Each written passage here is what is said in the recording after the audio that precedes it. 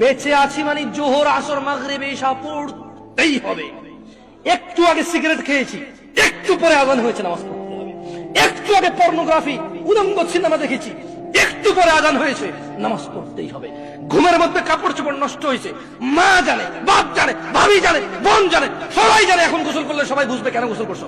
সবাই বুঝলে বুঝুক, না বুঝলে নাই। আর বুঝলেই কি না বুঝলেই কি, আমার কাপড় নষ্ট হয়েছে, গোসল আমার ফরজ হয়েছে, আমি গোসল করবো, নামাজ পড়বো।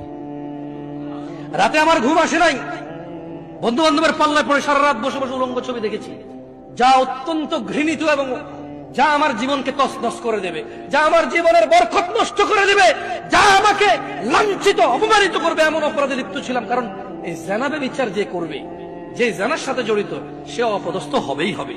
আপনি আখিরাতে তার আছেই। এই একটাই অপরাধ জানাবে বিচার, একটাই অপরাধ অশ্লীলতা, যেটা শাস্তি আল্লাহ দুনিয়াতে দিয়ে দেয়। কোথায় দেয়? আখিরাতে তো আছেই।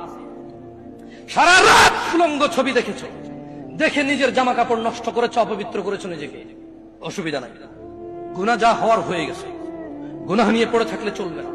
গুনাহ যা হওয়ার হয়ে গেছে, গুনাহ নিয়ে পড়ে থাকলে চলবে না। যাও গোসল করো, ফজরে আযান হয়েছে, সালাতে যাও, 2 রাকাত সুন্নাত পড়ে আল্লাহর কাছে ক্ষমা চাও, 2 রাকাত ফরজ পড়ে আল্লাহর কাছে ক্ষমা চাও। আর দেখবা না, প্রতিজ্ঞা করো, আবার দেখে ফেলেছ, অসুবিধা নাই। জোহরে আযান হয়েছে, যাও মসজিদে, যাও গোসল করে 2 রাকাত নামাজ পড়ো, আল্লাহর কাছে ক্ষমা চাও, প্রতিজ্ঞা করো, আর দেখবা না। আবার দেখে ফেলেছ, অসুবিধা নাই। পরের ওয়াক্ত আযান হয়েছে, যাও মসজিদে যাও। কারণ মনে রাখবা, সকল অপরাধ গুনাহ, নামাজ যদি ছুটে যায় কুফরিয়া শিরকি হয়ে যাবে, ছাড়া যাবে না নামাজ। আমি কি বুঝাইতে পেরেছি?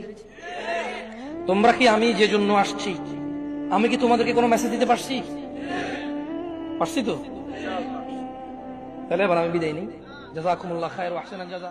আসসালামু আলাইকুম।